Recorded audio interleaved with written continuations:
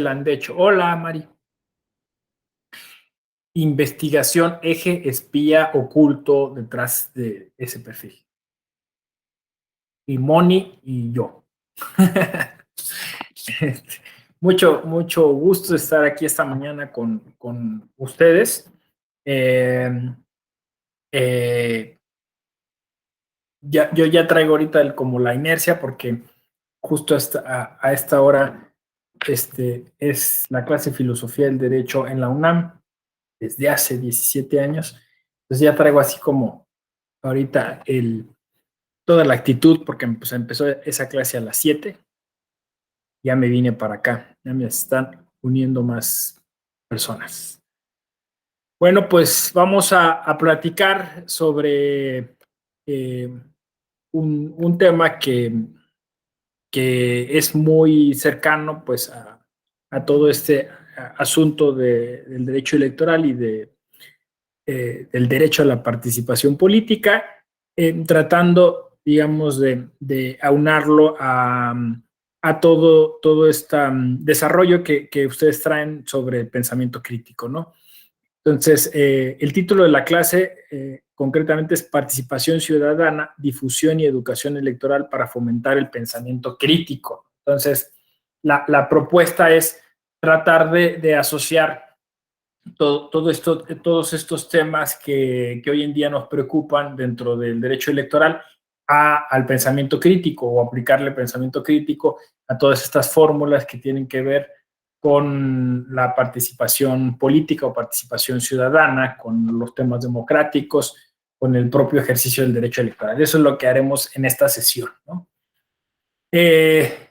Además, vamos a sumar, o sea, que es una cuestión sinérgica que me parece maravillosa, el que yo en este cuatrimestre estuve trabajando este tema particularmente y acabo de entregar apenas hace unos días un artículo que lleva por título Reinventar el Estado a partir de la participación política, ¿no? Entonces, reinventar el Estado a partir de la participación política. Y entonces podemos sumar un poco los avances de investigación con algunos foros, con algunos textos que han aparecido en Axis, que tienen como núcleo este tema concreto, ¿no? Me voy a explicar de manera inmediata. Mi hipótesis es que lo electoral nos ha distraído de la cuestión más importante, ¿no?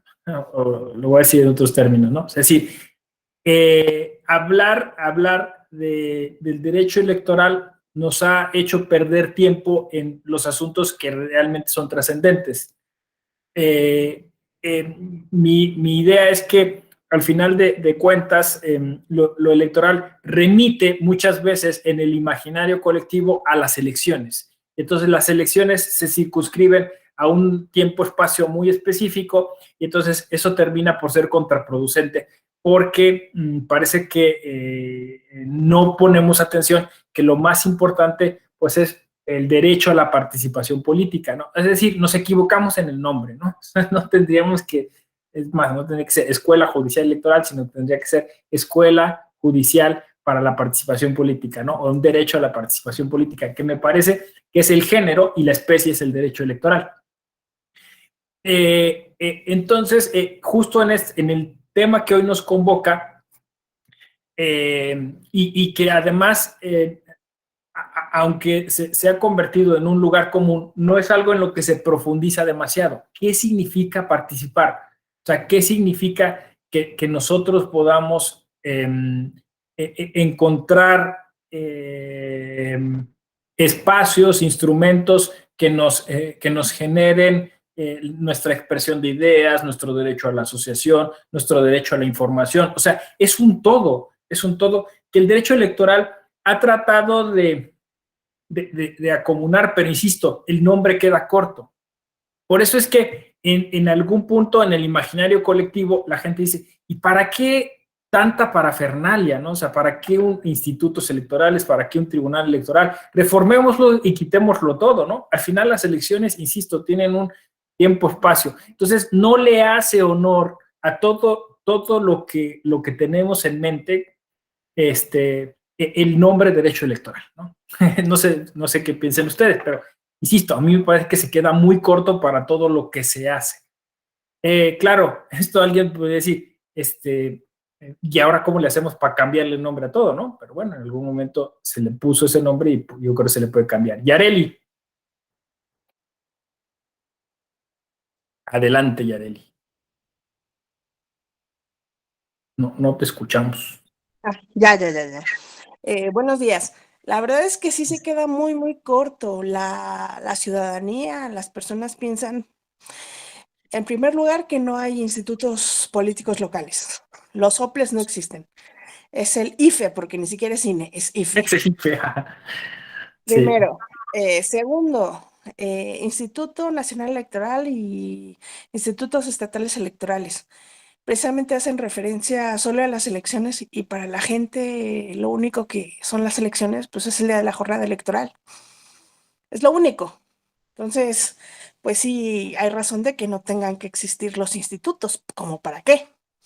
Si una consulta popular hecha por un partido político se hace en un par de semanas, ¿como para qué queremos tanta burocracia?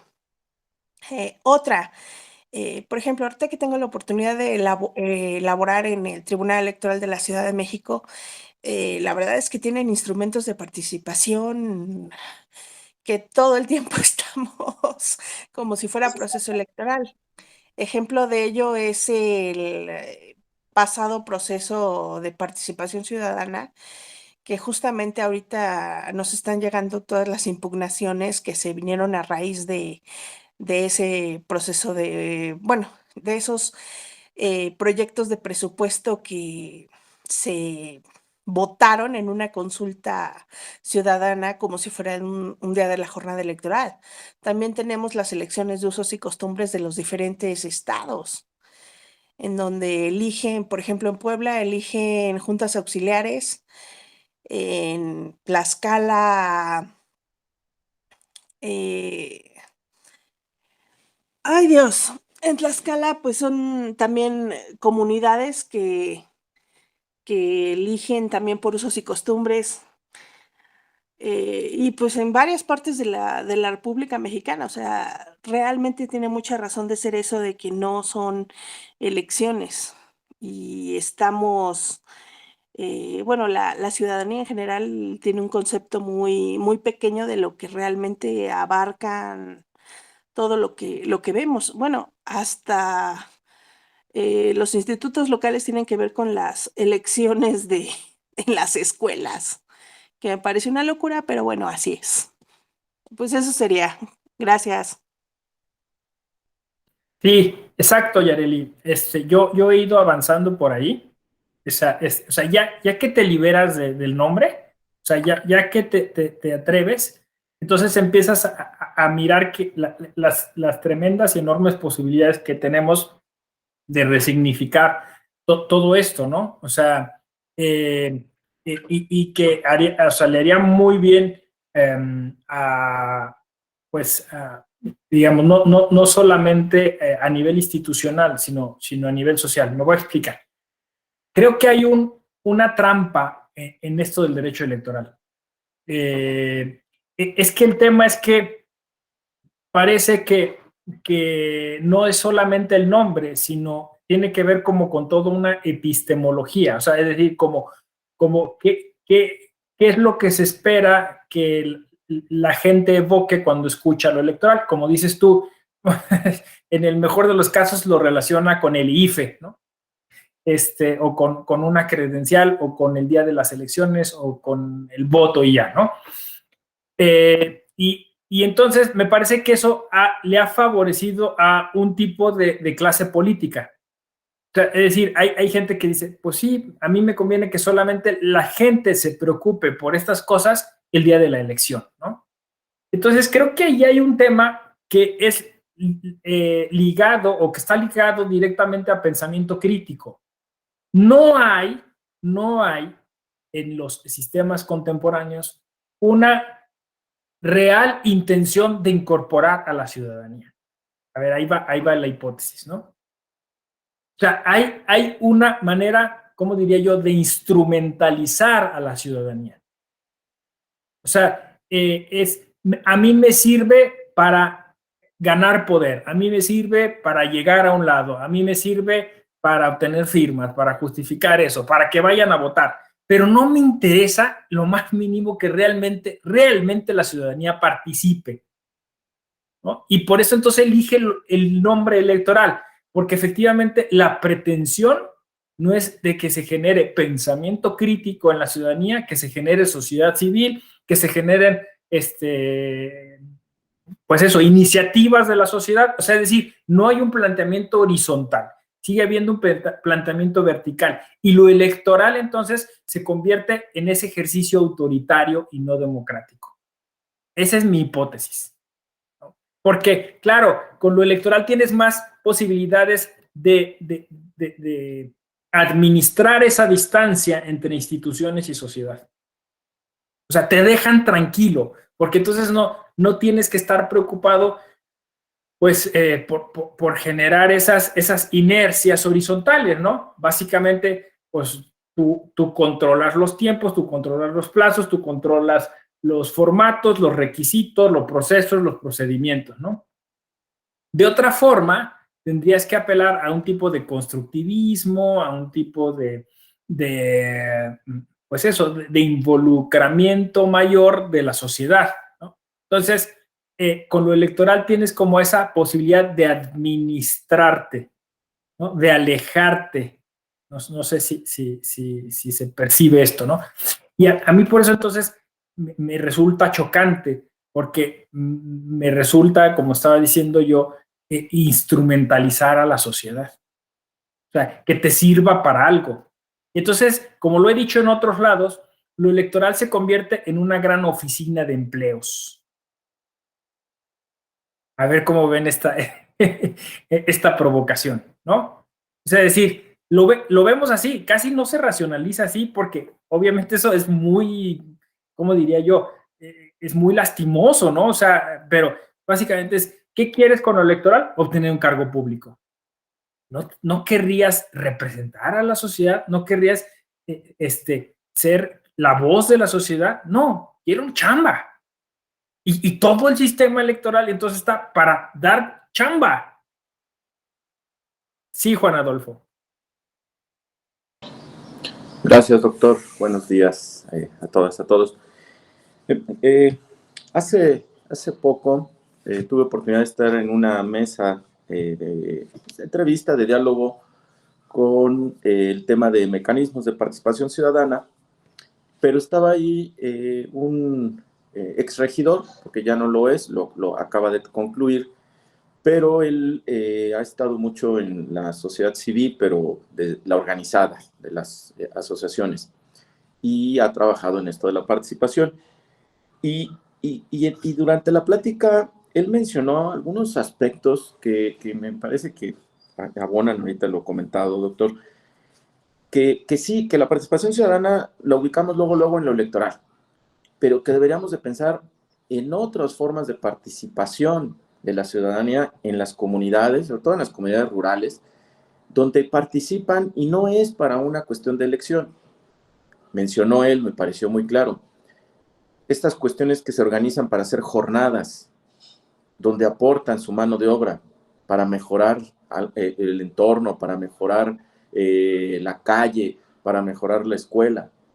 Dice, o la otra cuestión, que lo hacen mucho en las iglesias, vamos a hacer una kermés para recabar fondos. Dice, eso es participación ciudadana. Dice, eso es involucrarse la sociedad en cuestiones de la comunidad. Sí, a lo mejor está muy ahí en la cuestión religiosa, pero habría que aprender de eso y ahí a lo mejor lo único que la sociedad quiere es ayúdale, ¿no? Institución gubernamental, a ver, mira, establece esto, te puedo apoyar con esto, y ya ahí se está fomentando una participación que no tiene que ser de inmediato en algo que se refiera a una elección, ¿no? A elegir. Esa es la cuestión. Y por otro lado, hace tiempo, que voy a buscar por ahí, leí un libro justamente que hablaba de manera filosófica el asunto de elegir y cómo los seres humanos tenemos que pasar toda la vida tomando decisiones, es decir, eligiendo.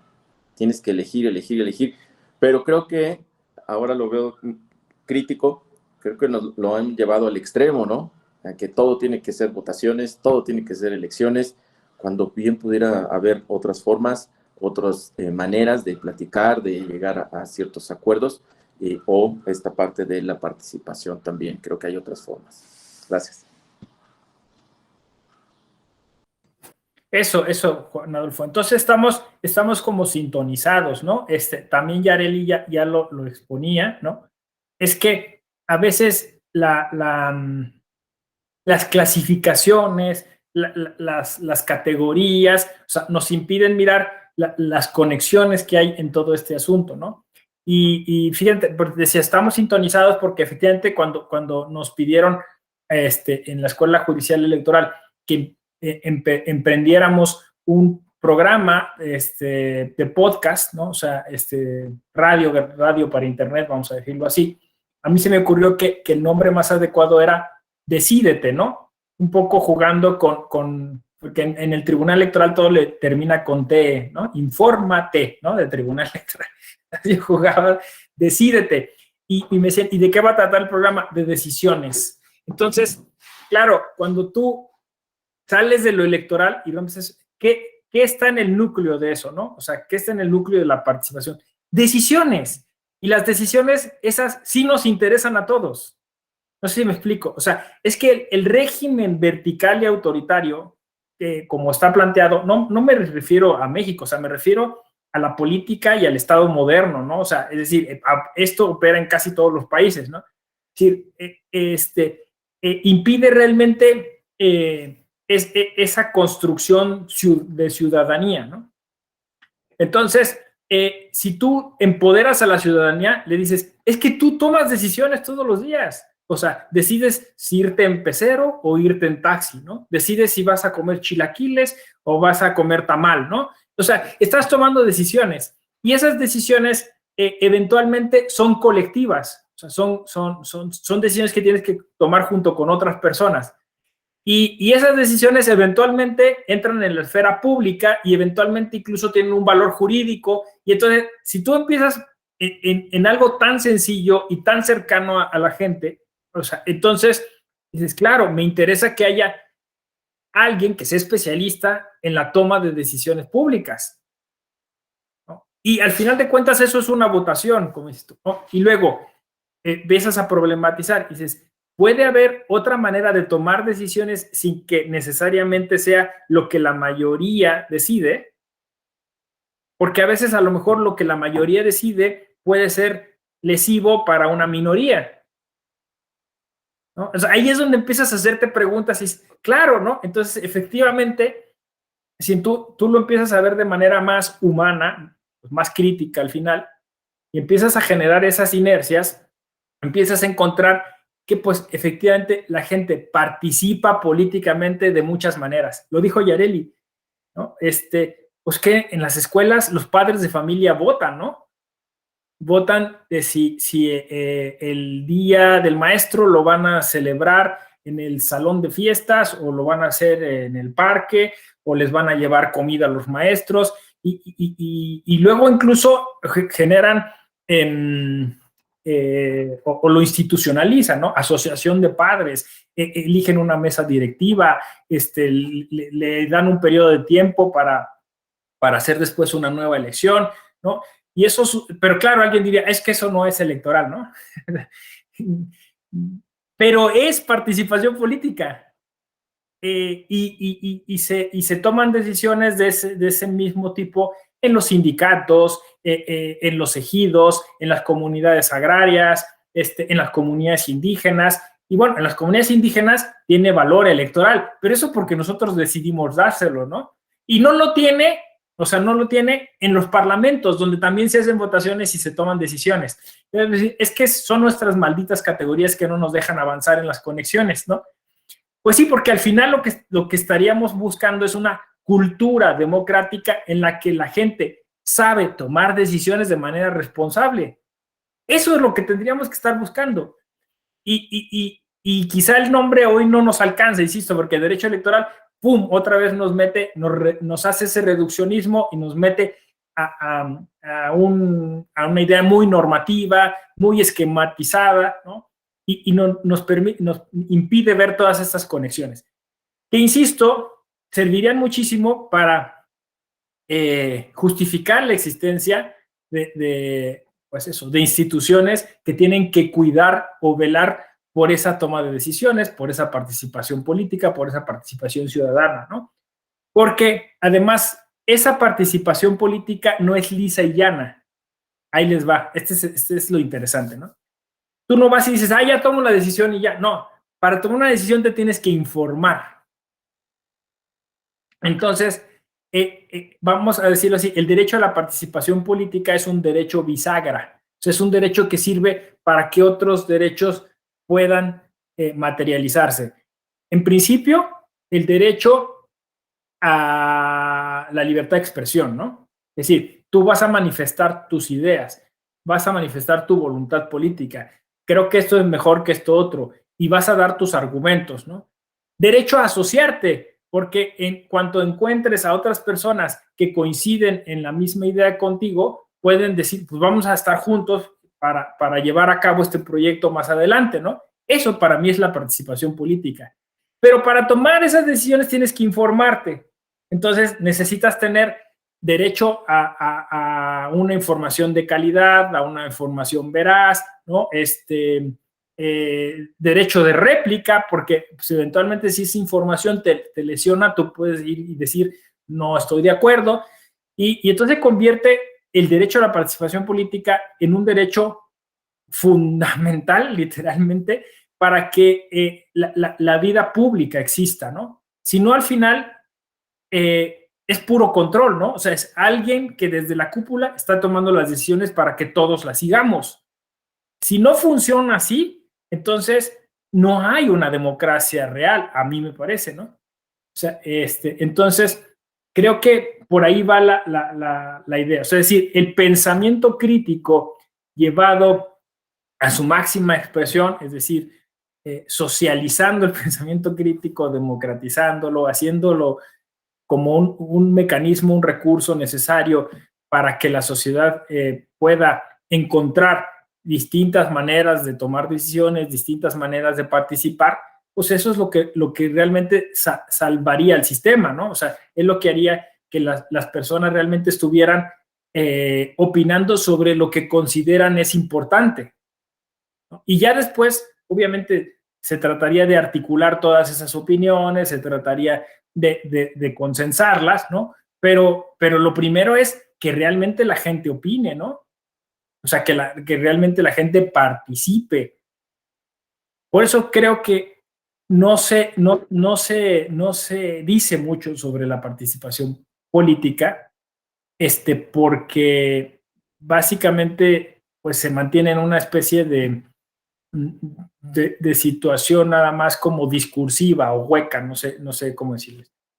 Bueno, voy a justo a leer algo que como les comenté, acabo de escribir y que resume un poco esta postura. Se llama Resignificando al derecho electoral hacia un derecho a la participación política, ¿no? El derecho electoral es mucho más amplio que solo las elecciones. Circunscribirlo al electoral genera diversos problemas. Se piensa que es solo necesario para momentos y espacios cercanos a las elecciones. No permite visualizar otras actividades en las cuales es necesaria la protección de los derechos político-electorales. Genera una visión reduccionista sobre la importancia de las instituciones encargadas del fomento a la democracia. Y es que en realidad lo que buscamos ampliar es el ejercicio de nuestros derechos político-electorales a través de la participación ciudadana y más genéricamente la participación política. El problema, me parece, es la idea demasiado ajustada de jurisdicción, el tema del disciplinamiento, porque la vida cotidiana está plagada de ejercicios democráticos, representativos e incluso elecciones. En muchos espacios de la vida diaria tomamos decisiones conjuntas y construimos consensos. Eso requiere de una cultura adecuada para ello, de una formación compositiva para poder resolver conflictos en el ejercicio de nuestra ciudadanía.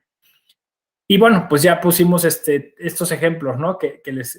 Padres de familia, que integran cuerpos colegiados donde toman decisiones colectivas concernientes a las actividades académicas de sus hijos, en los sindicatos, en los ejidos, en los parlamentos, en las asambleas comunitarias de nuestros pueblos originarios, en los barrios y colonias de algunas ciudades, incluso en estos últimos dos casos, con el acompañamiento del actual derecho electoral. Podría además decir que se trata de una tendencia irrefrenable hacia modelos de democracia directa y semidirecta, como es el caso de los ejercicios de presupuesto participativo, de las consultas ciudadanas y de las consultas previas a pueblos y comunidades indígenas. Un derecho a la participación política tendría mucho más sentido, con un carácter más interdisciplinario, más ciudadano, más descentralizado, más horizontal. Frente a la constante preocupación por recuperar la confianza ciudadana, urgirían fórmulas más cercanas y colaborativas. El derecho a la participación política podría presentarse como un derecho bisagra, ya decía, porque articularía derechos como la libertad de expresión política, libertad de ideas políticas, derecho a la información política, derecho a la asociación y el que hoy consideramos derecho electoral en sentido estricto, como por ejemplo el derecho a afiliarse a un partido, solicitar un documento que permita participar en una elección. Como podrá observarse, no se trata solo de un simple cambio de nombre, sino de un cambio de paradigma en la concepción de lo político electoral, que muchas veces convenientemente se asigna como la actividad exclusiva de la clase política, cuando lo político electoral debería ser una actividad propiamente ciudadana. Aquí se plantea la paradoja de despolitizar al Estado para repolitizar a la sociedad. ¿Cómo ven? ¿Qué les parece? Hola, Antonio. O sea, ¿cómo hacemos para ciudadanizar o democratizar el pensamiento crítico, ¿no? Pensamiento crítico político. O sea, empoderar, a mí me suena eso. O sea, a ver, señor, usted no espera que venga alguien y le resuelva el problema. ¿Usted qué piensa? ¿Usted cómo lo resolvería? No, es que ese es el asunto. O sea, básicamente nuestras democracias se han convertido como en algo aparente, ¿no? O sea, sí, es que están aquí representados todos. ¿Cuándo? O sea, realmente los diputados, los senadores, ¿no? Las diputadas, las senadoras, no llevan la voz de todos, ¿no? O sea, es una simulación. Es una simulación. ¿Cómo hacemos para que realmente sí sea la voz de todos, no?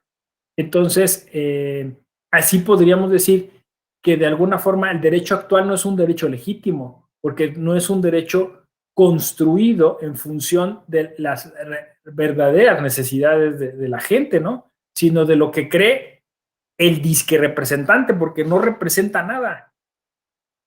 No representa nada. Y entonces el sistema electoral se vuelve una especie de cómplice de todo esto, o sea, se vuelve el aval, ¿no?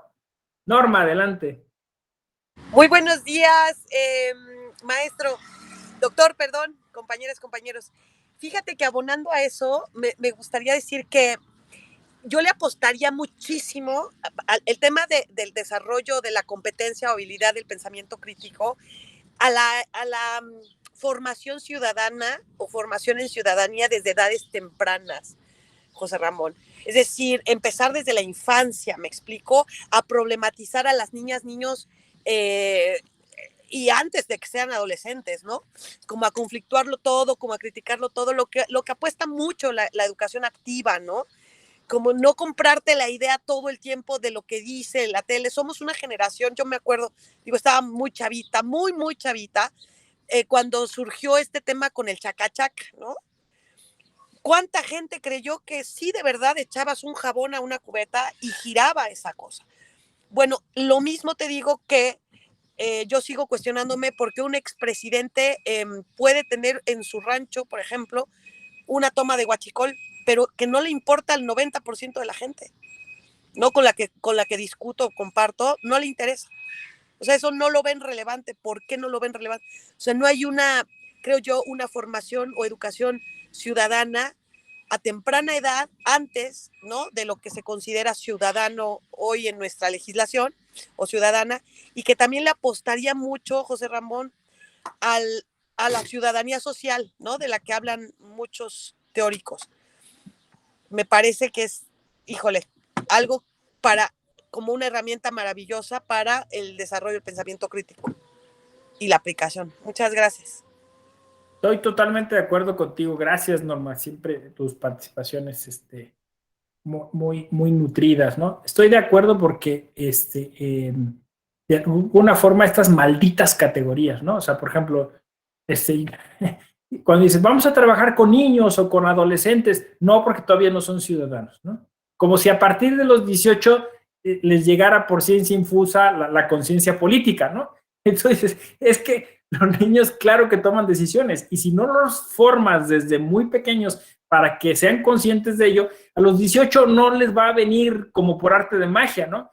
Entonces, bueno, es que así lo dice la Constitución, sí, pero pues es para un efecto práctico, ¿no? O sea, ¿cómo diría yo? Para poder generar los padrones y las credenciales y todo eso, ¿no? Pero eso no quiere decir que nosotros no trabajemos de manera sustantiva en construir ciudadanía desde el minuto uno en el que la persona nace, ¿no? O sea, los psicólogos están insistiendo en que pues toda esta introducción de los niños a la cultura, que es lo que se ha trabajado, ¿no? Los pedagogos también en ese sentido, pues empieza desde muy pequeño, ¿no? Entonces, si no hay una conciencia de ello, estamos malformando ciudadanos, ¿no? Entonces, no vamos a tener por arte de magia una ciudadanía distinta cuando empecemos a trabajar después de los 18. Tenemos que empezar a trabajar desde antes, ¿no?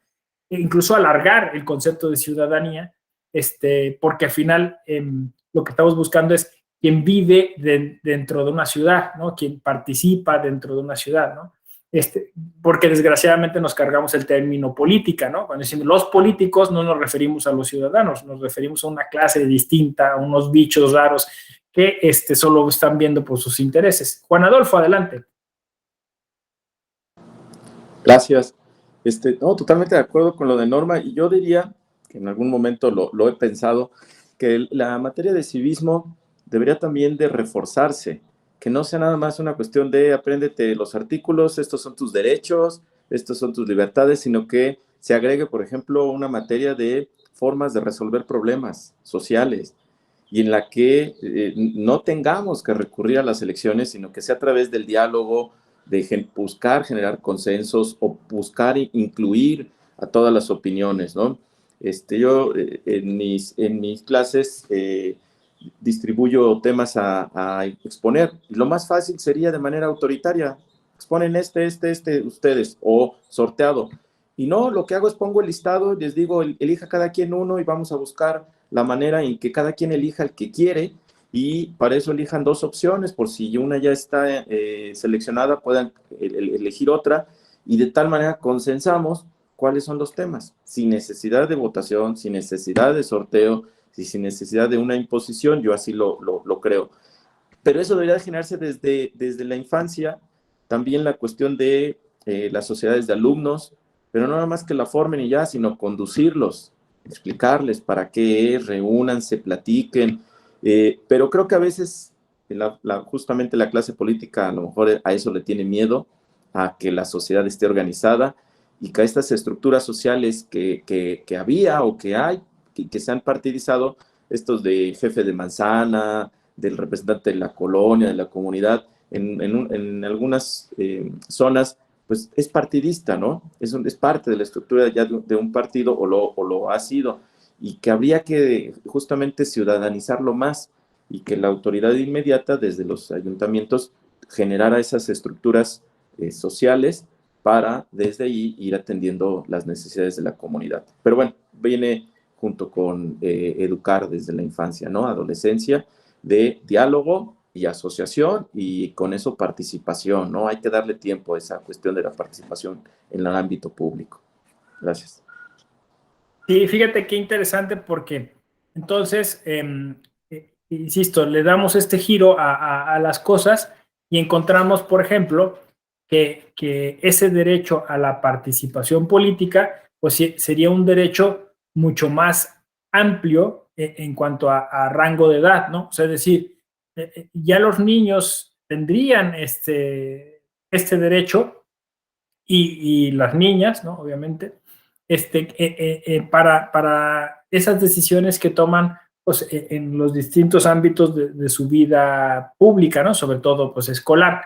Pero y se liga, como decíamos, a otro tipo de derechos, ¿no? O sea, es decir, también entonces tendrían los niños, las niñas, las y los adolescentes un derecho a la formación política, ¿no? O sea, que es como dices tú, algo que posiblemente da mucho miedo a una clase política que quiere tener pues solamente borregos, ¿no? Es decir, tú nada más encárgate de ir a votar por mí, ¿no? Aquí está tu despensa, aquí está tu gorra y tu torta, ¿no? Y ya, no te preocupes, ¿no? Pero si tú efectivamente desde muy temprana edad les dices, no, o sea, participación política es esto, y te voy a dar los insumos, te voy a dar las herramientas, ¿no? Y te voy a hablar de cultura cívica, y te voy o sea, porque es mi obligación como Estado, es mi obligación como Estado enseñarte a resolver conflictos de tipo político, ¿no? Y entonces, de ese modo, de alguna manera, por eso decía yo al final de ese texto que les leí, vas despolitizando al Estado y repolitizando a la sociedad, porque básicamente hoy, insisto, lo político está fuera de la sociedad, cuando lo político debería estar justamente dentro de la sociedad, ¿no? Esto ha generado, a mi modo de ver, una situación que esta semana creo lo publiqué en Axis, le llamo ciudadanía tóxica, ¿no? Porque, digamos, la idea o la promesa del Estado es de, tú no te preocupes, yo soy el profesional, yo soy el que resuelve los conflictos, yo soy el que administra tus derechos, ¿no? Yo soy el que te dota de los bienes y servicios, ¿no? Tú encárgate de disfrutar la vida, ¿no? Entonces nosotros nos compramos esa idea de, sí, bueno, sí, yo voy a estar aquí gozándome la vida, y porque ya tengo a este Estado que me protege, que me cuida. No, ese Estado que te protege y te cuida también te secuestra, ¿no? También te lastima, también te posterga los derechos, ¿no? Entonces, por eso digo que es una ciudadanía tóxica, ¿no? Porque esta relación que tenemos con el Estado a veces es altamente lesiva, ¿no? O sea, nos maltrata el Estado, y de repente viene y dice, pero no te preocupes, ya te estoy organizando una elección, y en esa elección si quieres te vas a poder quejar, en esa elección vas a poder ir a votar, y entonces nosotros decimos, bueno, pues sí, ¿no? Ya espero en la próxima elección, y ahí van a saber de mí, ¿no? Y mientras tanto, pues la situación de violencia, disparidad, está ahí latente, ¿no? Por eso digo que es una ciudadanía tóxica. Y la única manera, pues obviamente, de romper este esquema de violencia, este esquema de toxicidad, es haciendo consciente a la víctima, en este caso a la sociedad, a la ciudadanía, de que hay otras fórmulas, de que hay otras maneras de alcanzar eso si se lograra organizar y asociar, ¿no?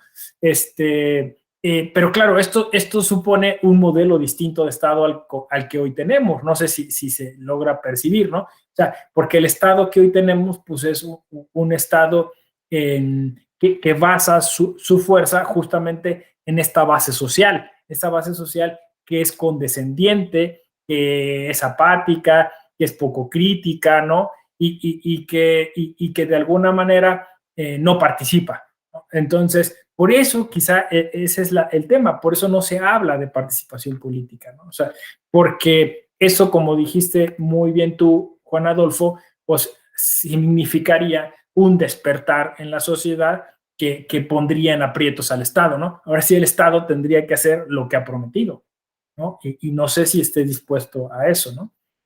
Entonces, me parece que aquí lo que ustedes bien han visualizado, o sea, es decir, empezar a construir un escenario de un programa educativo ambicioso en el cual la cultura cívica fuera la base de eso, la educación cívica, es básicamente la salida o la propuesta que se tendría, ¿no? O sea, más que pensar en una sofisticada reforma electoral, lo que urgiría es empezar a trabajar esa reforma educativa, ¿no? Qué curioso, ¿no? Porque para resolver el tema de lo electoral, el tema de la falta de democracia en este país, ¿no? No tenemos necesariamente, o sea, que atender el tema electoral, ¿no? Tenemos que atender el tema educativo,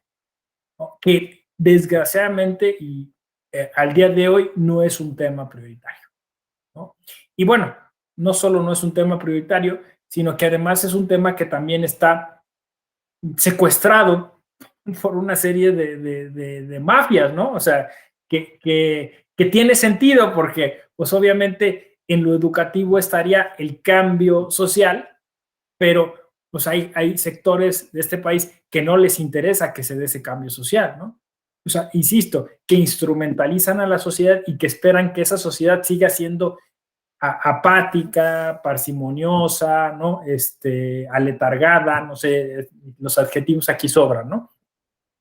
Entonces, se habla poco, o sea, se habla poco dentro de lo electoral de lo educativo, aunque, o sea, sí hay esfuerzos, no vamos a ser también así absolutamente, como diría yo, injustos, ¿no? Porque pues sí se hacen parlamentos infantiles, ¿no? O elecciones infantiles, o sea, sí hay algún esfuerzo por generar algunos documentos o materiales para llevar a las escuelas, pero me parece que es incipiente, ¿no? O sea,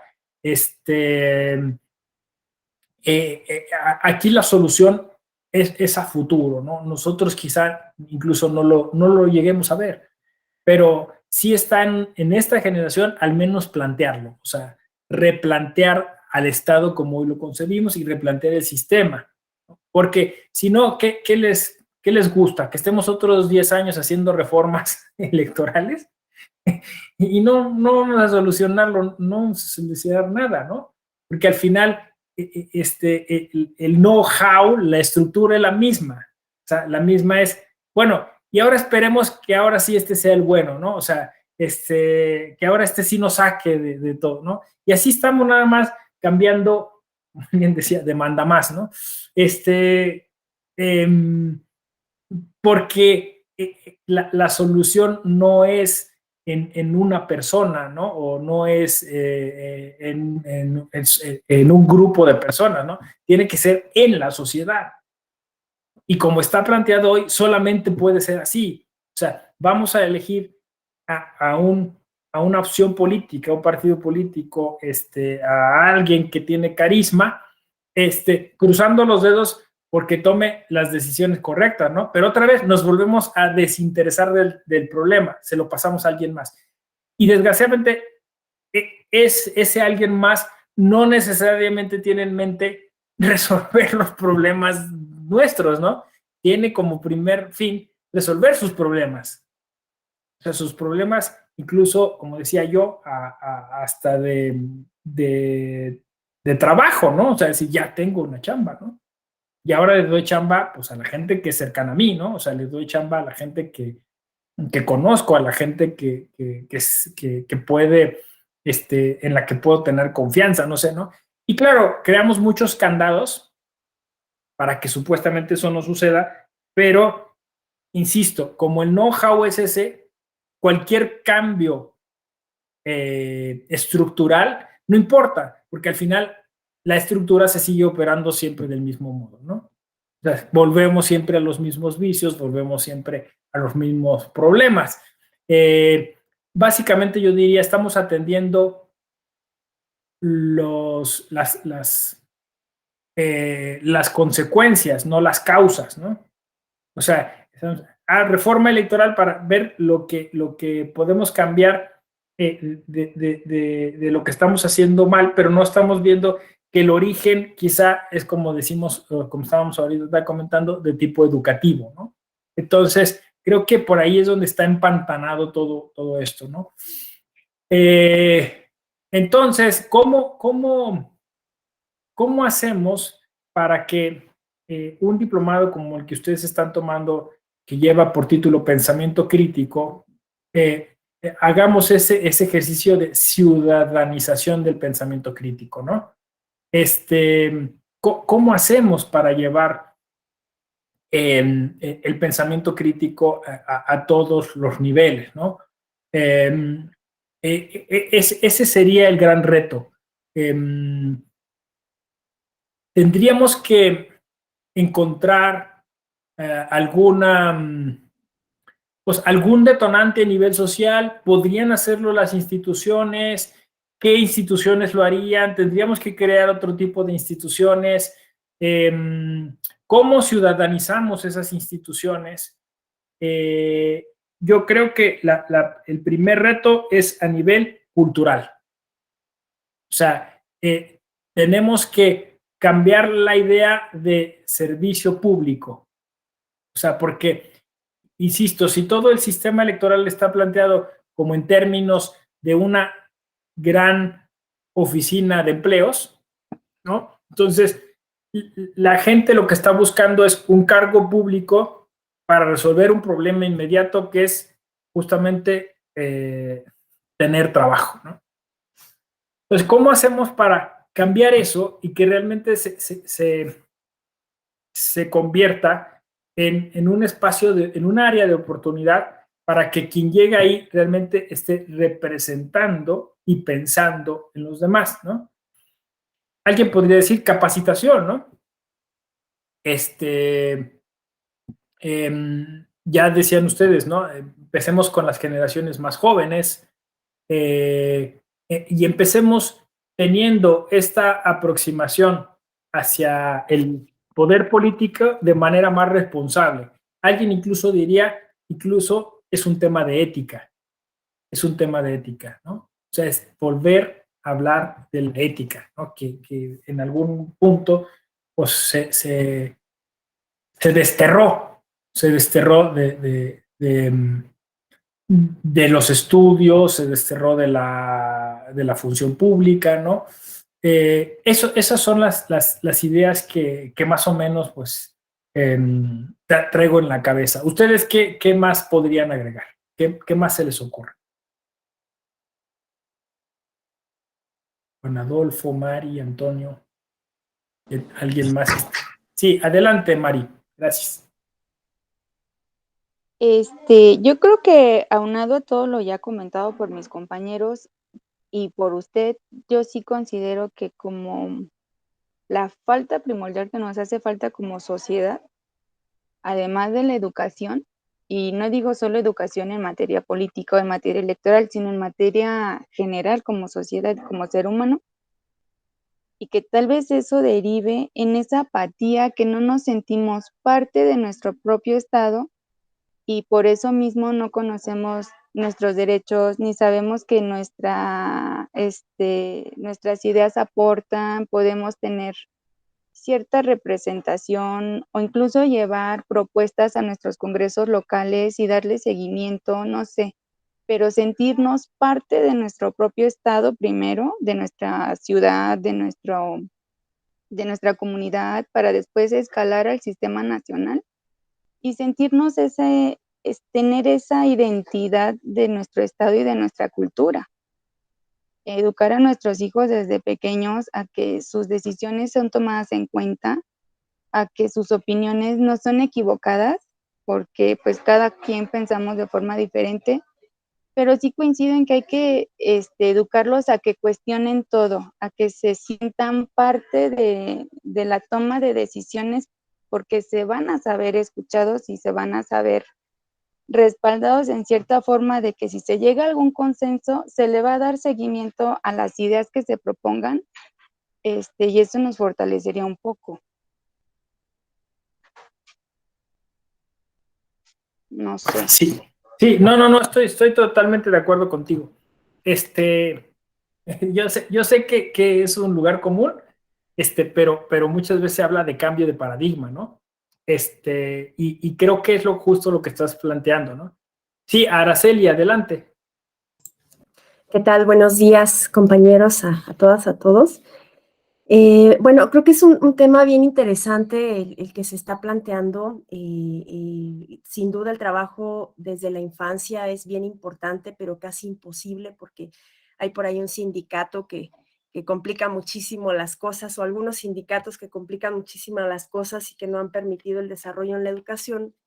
Pero también tenemos leyes de mecanismos de participación ciudadana que me parece que han sido bien importantes, pero que limitan mucho el que puedan materializarse estos ejercicios, el plebiscito, el referéndum. Hoy en Michoacán estamos haciendo la creación de partidos políticos locales. Para constituir un partido político local se requiere el 0.26% del padrón electoral.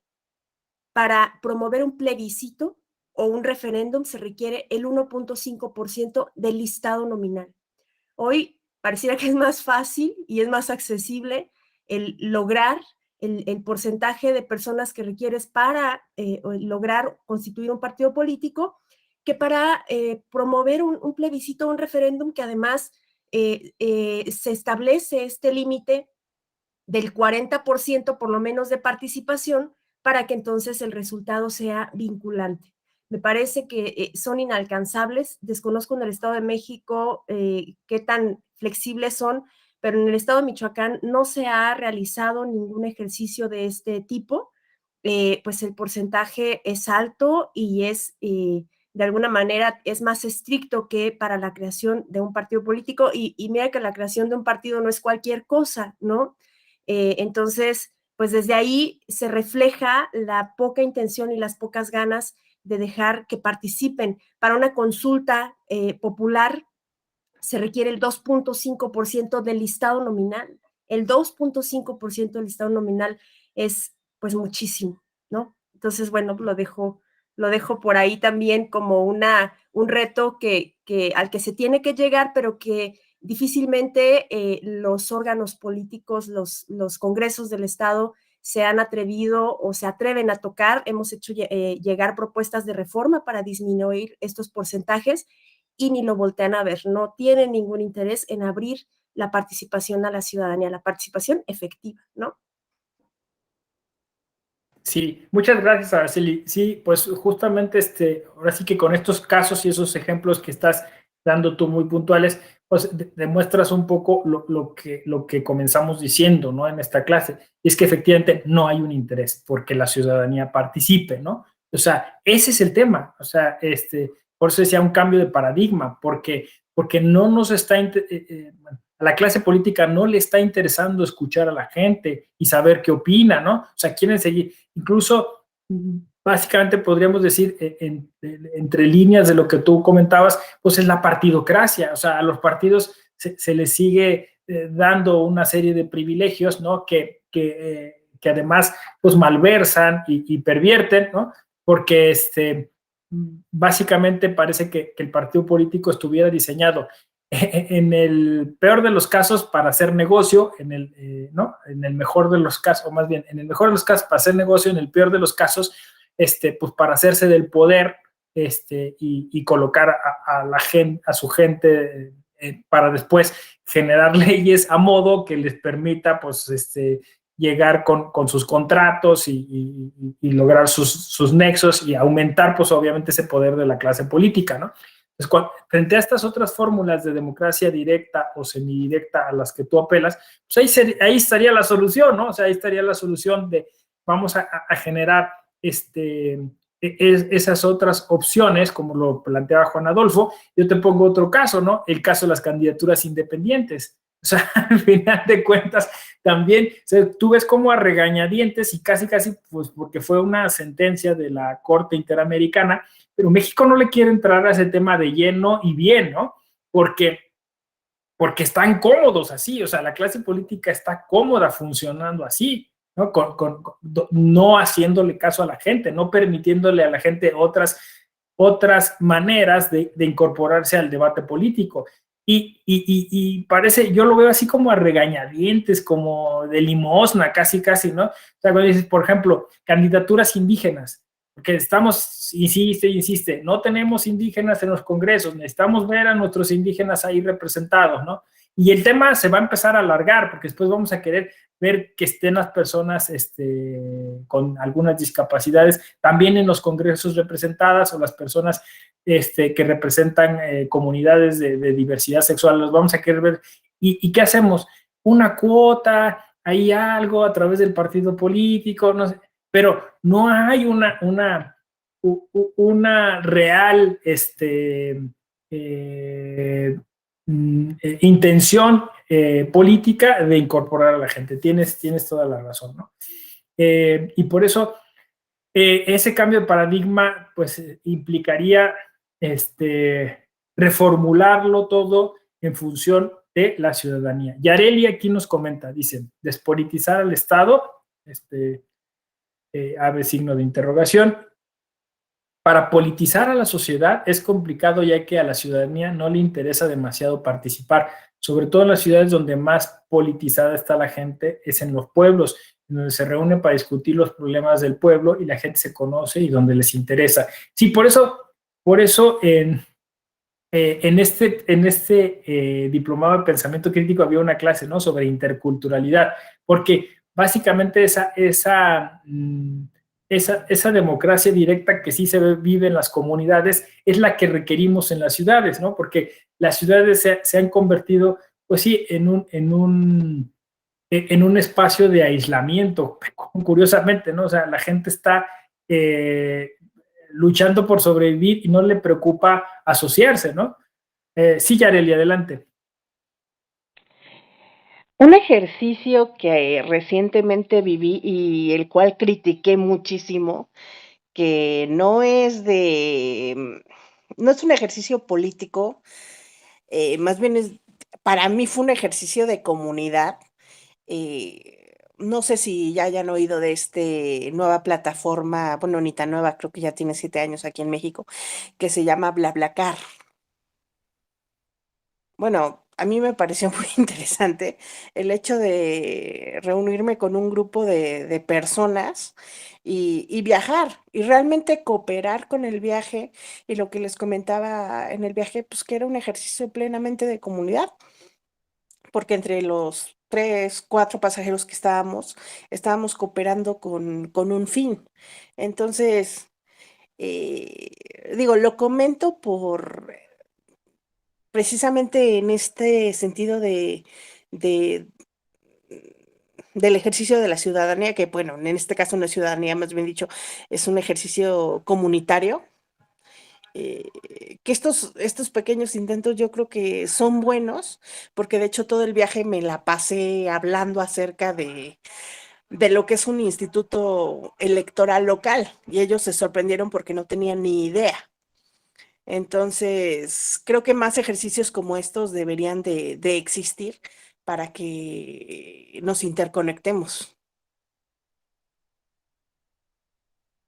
Sí, justo eso, ¿no? O sea, cuando yo digo estrategias, cuando Araceli, pues eso propone, que dice que, o más bien dice que han hecho propuestas para hacer más sencillos instrumentos de democracia directa y semidirecta, como puede ser los referéndums y todos estas propuestas que han surgido a nivel mundial.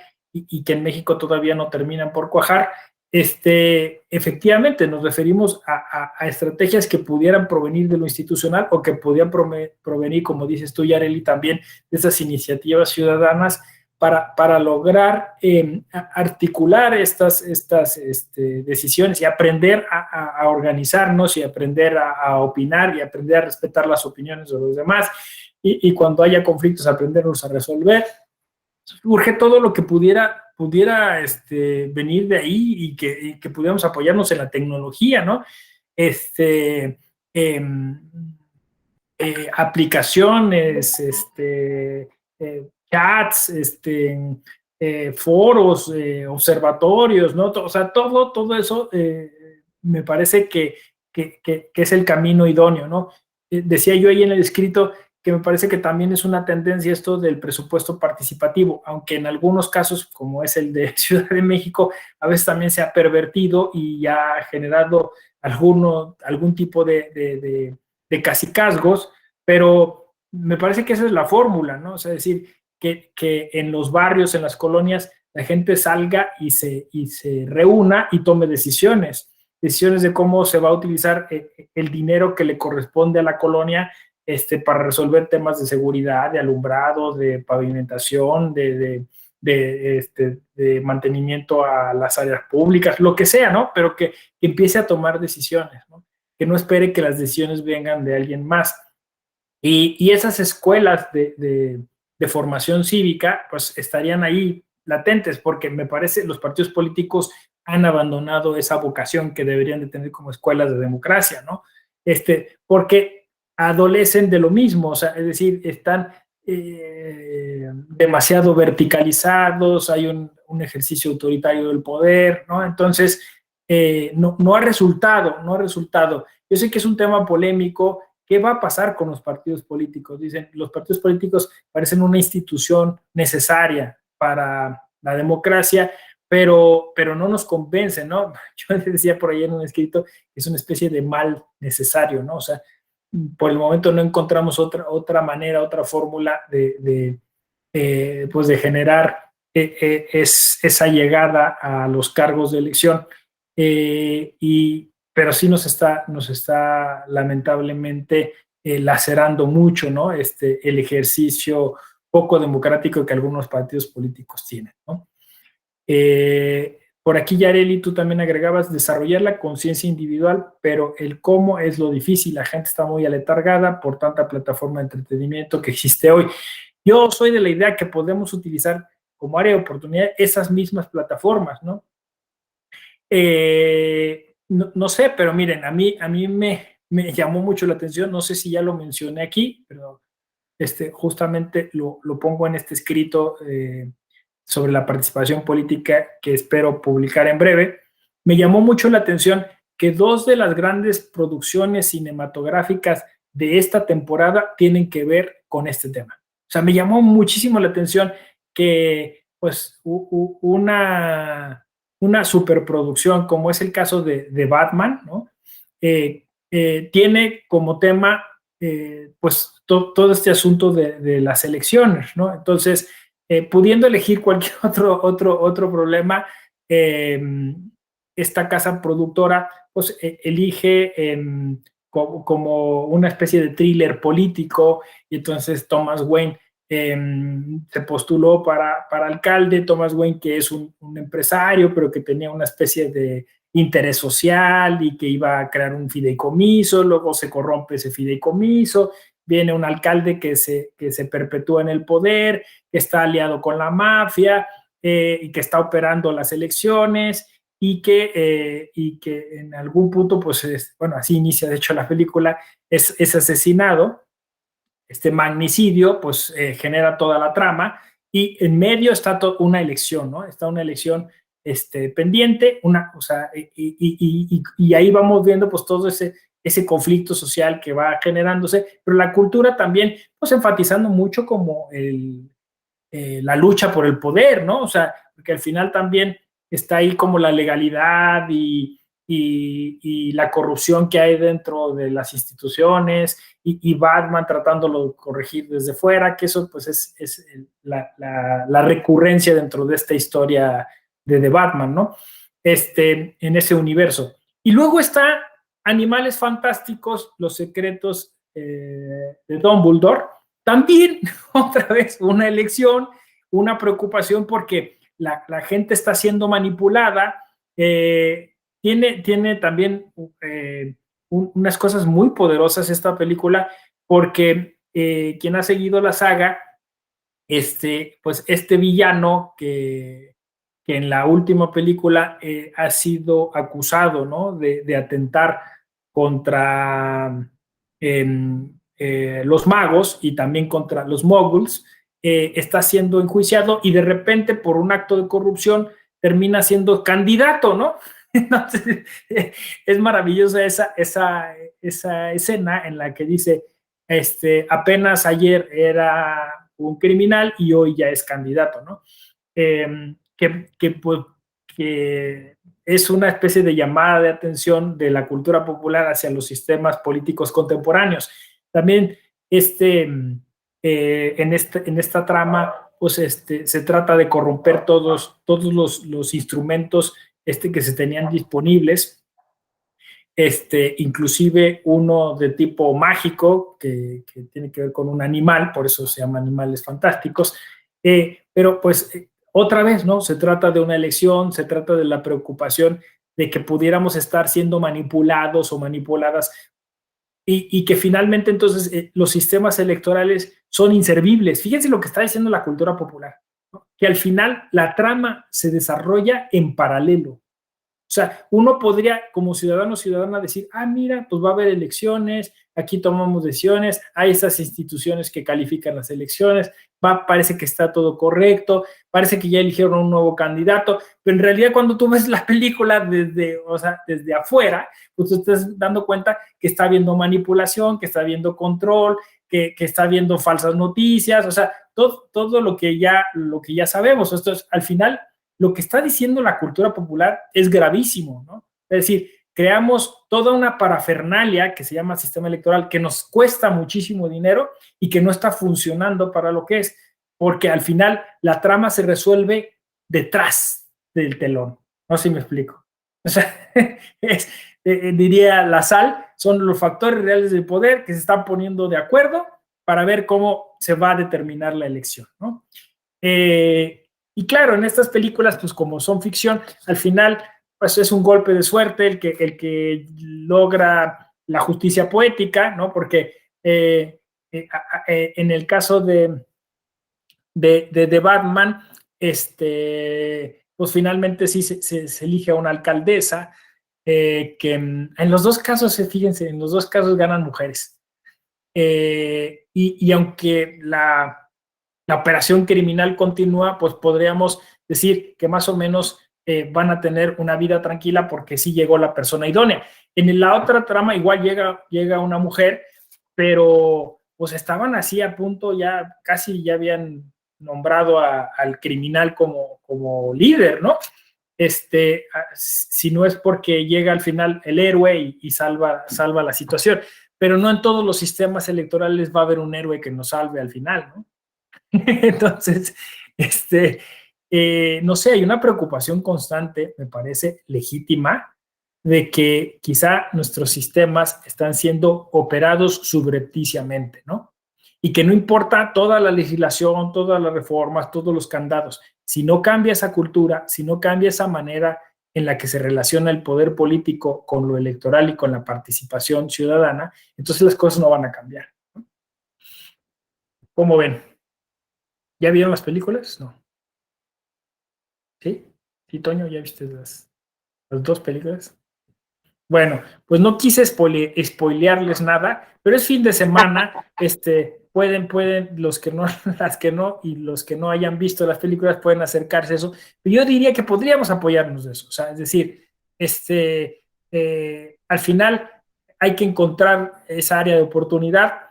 Hay un montón de documentales. Netflix sacó muchas cosas, Nada es privado, El dilema de las redes sociales, alguna cosa ahí sobre todo en la campaña de Trump, ¿no? Y el gobierno de Trump hubo mucho material pues, para para incluso hablar de estos temas sobre, vamos a decirlo así, las manipulaciones a los sistemas electorales, ¿no?